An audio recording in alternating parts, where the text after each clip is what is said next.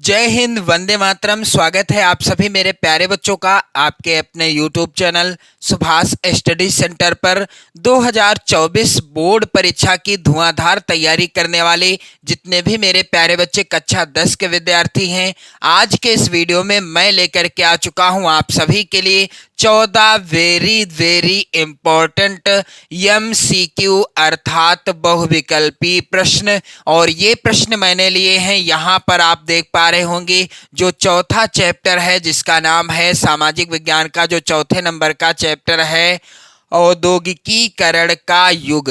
इस चैप्टर के जितने भी महत्वपूर्ण यानी वेरी इंपॉर्टेंट MCQ यानी बहुविकल्पी प्रश्न जो आपकी बोर्ड परीक्षा 2024 के लिए सबसे ज़्यादा महत्वपूर्ण हैं, उन्हीं प्रश्नों को इस वीडियो में शामिल किया है। और मैं आपसे एक और रिक्वेस्ट करना चाहूँगा कि यदि आपने जो पहला पार्ट है जिसका नाम है यूरोप में राष्ट्रवाद का उदय, इस चैप्टर के अंतर्गत कुल 34 बहुविकल्पी प्रश्न हैं। कितने? कुल 34 बहुविकल्पी प्रश्न हैं जो बोर्ड परीक्षा की दृष्टि से सबसे ज़्यादा महत्वपूर्ण हैं। उनकी भी वीडियो आप चैनल की प्लेलिस्ट में जाकर देख सकते हो।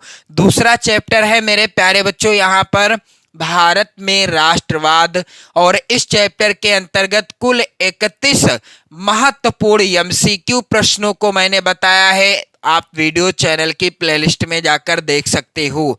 तीसरा चैप्टर है मेरे प्यारे बच्चों भूमंडलीकृत विश्व का बनना, और इस चैप्टर के अंतर्गत कुल 28 MCQ यानी बहुविकल्पी प्रश्न हैं जो आपकी बोर्ड परीक्षा 2024 के लिए सबसे ज़्यादा महत्वपूर्ण हैं। यानी जितने भी प्रश्न मैंने कराए हैं इन वीडियोज में आप लोग जरूर देखिए इन प्रश्नों को, और सबसे जरूरी बात आप इन प्रश्नों को अपनी नोट्स पर जरूर लिख लीजिएगा क्योंकि लिखने से आधा याद हो जाएगा। और मेरे प्यारे बच्चों यदि आप अपनी नोट्स बनाते जाएंगे तो आप अच्छा स्कोर करेंगे। और मैं बहुविकल्पी प्रश्नों की ओर ज़्यादा आपका ध्यान आकर्षित करूंगा क्योंकि 20 प्रश्न आते हैं बहुविकल्पी, और यदि आपके 20 प्रश्न सही हो गए, OMR सीट आपने अच्छे से भर लिया तो आपको 20 के 20 नंबर पूरे मिल जाएंगे। यानी इसमें नंबर नहीं कटेंगे, बस आपसे कोई गलती ना होने पाए। लेकिन जो वर्णनात्मक प्रश्न आते हैं 50 नंबर के, यदि आपकी राइटिंग अच्छी है तो अच्छे नंबर आपको मिलेंगे, अन्यथा राइटिंग वगैरह के नंबर काट देते हैं एग्जामिनर। तो मेरे प्यारे बच्चों यहाँ पर मैं आपका ज़्यादा समय नहीं लूँगा। चलिए पहला प्रश्न है औद्योगिकीकरण का युग चैप्टर का पहला प्रश्न। मेरे प्यारे बच्चों आप लोग वीडियो शेयर कर देना। सबसे जरूरी बात आप इन प्रश्नों को अपनी नोट्स पर लिखते जाइएगा। और इसी तरह से यदि आप अपनी बोर्ड परीक्षा की तैयारी करना चाहते हैं चैप्टर वाइज तो आप लोग कमेंट करके भी बताइएगा। मेरे प्यारे बच्चों यहाँ पर पहला प्रश्न है औद्योगिक क्रांति किस देश में प्रारंभ हुई थी? विकल्प इस प्रकार से हैं अमेरिका, रूस, इंग्लैंड या चीन। तो औद्योगिक क्रांति सर्वप्रथम किस देश में प्रारंभ हुई थी? इस प्रश्न का उत्तर होगा मेरे प्यारे बच्चों England is the right answer. दूसरा प्रश्न है यहाँ पर 1911 ईस्वी में भारत में अधिकांश उद्योग किन राज्यों में स्थापित थे? 1911 ईस्वी में भारत में अधिकांश उद्योग किन राज्यों में स्थापित थे? यहाँ पर विकल्प इस प्रकार से हैं। पहला है बिहार और सिंध प्रांत, दूसरा है बंगाल और बंबई, तीसरा है मध्य प्रांत और संयुक्त प्रांत, और चौथा है मेरे प्यारे बच्चों मद्रास और पंजाब। तो यहाँ पर उत्तर क्या होगा कि 1911 ईस्वी में भारत में अधिकांश उद्योग किन राज्यों में स्थापित किए गए थे? इस प्रश्न का उत्तर हो जाएगा मेरे प्यारे बच्चों बंगाल और बंबई। यहाँ पर ये वाला जो विकल्प है दूसरा बंगाल और बंबई, ये वाला सही हो जाएगा। अगला प्रश्न है मेरे प्यारे बच्चों विश्व बाजार में कौन कौन से भारतीय उद्योग एवं दस्तकारियों का बोलबाला था? विकल्प इस प्रकार से हैं। पहला है जूट और कागज, दूसरा विकल्प है सूती और रेशमी कपड़े, तीसरा विकल्प है जेवरात और हस्तशिल्प। चौथा विकल्प है बर्तन और कांच। तो विश्व बाजार में कौन कौन से भारतीय उद्योग एवं दस्तकारियों का बोलबाला था? इसका उत्तर हो जाएगा मेरे प्यारे बच्चों सूती और रेशमी कपड़ों का जो है किसमें, विश्व के बाजार में भारतीय उद्योग एवं दस्तकारी का बोलबाला था।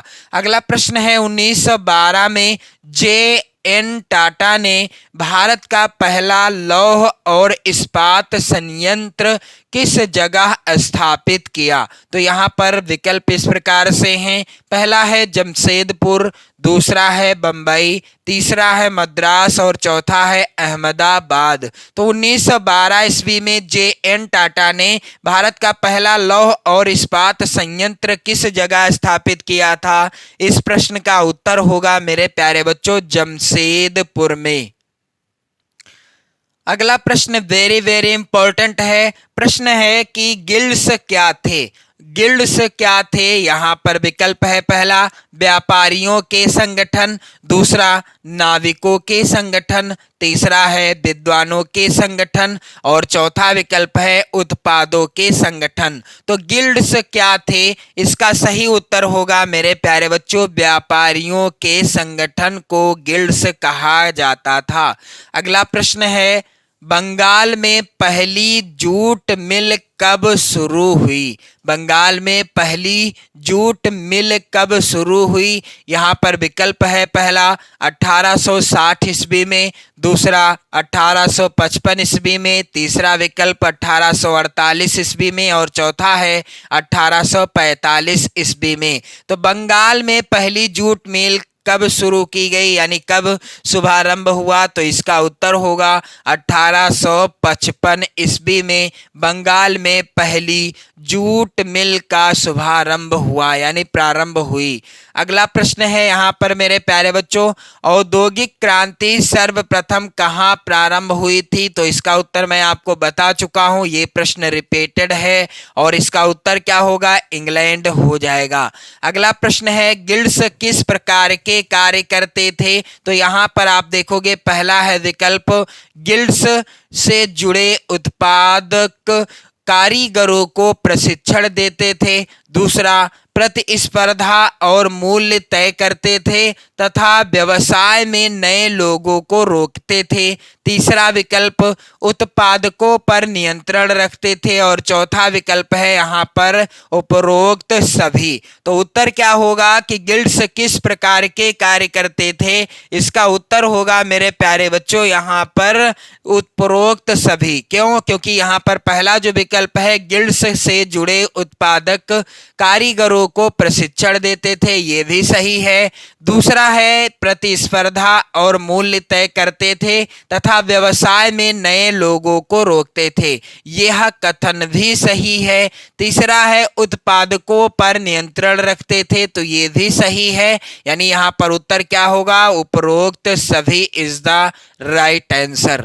अगला प्रश्न है मेरे प्यारे बच्चों सबसे ज्यादा महत्वपूर्ण, कह रहा है फ्लाइंग शटल से क्या तात्पर्य है? विकल्प इस प्रकार से हैं। पहला है हवाई जहाज का एक यंत्र है, दूसरा है रस्सियों और पुलियों के जरिए चलने वाला एक यांत्रिक औजार है, तीसरा है औद्योगिक यंत्र जो इस्पात उद्योग के लिए उपयुक्त होता है और चौथा है एक कृषि यंत्र है, यानी एक कृषि यंत्र है। तो यहाँ पर उत्तर क्या होगा मेरे प्यारे बच्चों? फ्लाइंग शटल से क्या तात्पर्य है? तो फ्लाइंग शटल किसे कहते हैं? रस्सियों और पुलियों के जरिए चलने वाला एक यांत्रिक औजार है जो कि रस्सियों और पुलियों के माध्यम से चलता है, जिसे कहते हैं फ्लाइंग शटल। अगला प्रश्न है बंबई में पहला कपड़ा मिल कब खुला? विकल्प इस प्रकार से हैं 1845 ईस्वी में, दूसरा है विकल्प 1850 ईस्वी में, तीसरा है 1852 ईस्वी में या चौथा है विकल्प 1854 ईस्वी में। तो मेरे प्यारे बच्चों यहाँ पर आप लोग ध्यान दीजिएगा, बंबई में पहला कपड़ा मिल कब खुला? इसका उत्तर हो जाएगा बंबई में पहला कपड़ा मिल कब खुला था मेरे प्यारे बच्चों? यहाँ पर उत्तर होगा 1854 ईस्वी में। 1854 ईस्वी में बंबई में पहला कपड़ा मिल खुला था। अगला प्रश्न है यहाँ पर, 1840 ईस्वी के दशक तक इंग्लैंड का कौन सा उद्योग सबसे बड़ा उद्योग बन चुका था? यहाँ पर आप देखोगे विकल्प है, पहला लोहा इस्पात उद्योग, दूसरा सूती वस्त्र उद्योग, तीसरा कागज उद्योग और चौथा कांच उद्योग। तो 1840 ईस्वी के दशक तक इंग्लैंड का कौन सा उद्योग सबसे बड़ा उद्योग बन चुका था? इसका राइट आंसर होगा मेरे प्यारे बच्चों, यहाँ पर आप लोग ध्यान दीजिएगा, सूती वस्त्र उद्योग। यहाँ पर राइट आंसर होगा सूती वस्त्र उद्योग। अगला प्रश्न है, इंग्लैंड में सबसे पहले कारखाने कब खुले? विकल्प इस प्रकार से हैं, पहला है 1710 के दशक में, दूसरा है 1720 के दशक में, तीसरा है 1730 के दशक में और चौथा है 1740 के दशक में। तो इंग्लैंड में सबसे पहले कारखाने कब खुले? इसका राइट आंसर क्या होगा मेरे प्यारे बच्चों? यहाँ पर आप लोग ध्यान दीजिएगा, इंग्लैंड में सबसे पहले कारखाने 1730 के दशक में, यहाँ पर तीसरा वाला विकल्प सही होगा, 1730 के दशक में खुले थे। अगला प्रश्न है मेरे प्यारे बच्चों, यहाँ पर आप लोग ध्यान दीजिएगा, स्पिनिंग जेनी का आविष्कार किसने किया था? तो यहाँ पर आप लोग ध्यान देंगे, उत्तर होगा, पहला है विकल्प एम मैथ्यूज ने, दूसरा है जेम्स वाट ने, तीसरा विकल्प है एनुअल कांट ने या चौथा है विकल्प जेम्स हरग्रीव्स ने। तो उम्मीद करता हूं मेरे प्यारे बच्चों ये सभी प्रश्न आप लोग तैयार कर लोगे। क्यों? क्योंकि ये प्रश्न सभी महत्वपूर्ण हैं आपकी बोर्ड परीक्षा की दृष्टि से। और आपने यदि पहला चैप्टर, दूसरा, तीसरा, इन तीनों चैप्टर से रिलेटेड प्रश्नों की वीडियो ना देखी हो तो आप चैनल की प्लेलिस्ट में जाइएगा और वीडियो के माध्यम से धुआंधार तैयारी करिए बोर्ड परीक्षा 2024 की। तो पढ़ते रहें, मस्त रहें, स्वस्थ रहें। जय हिंद।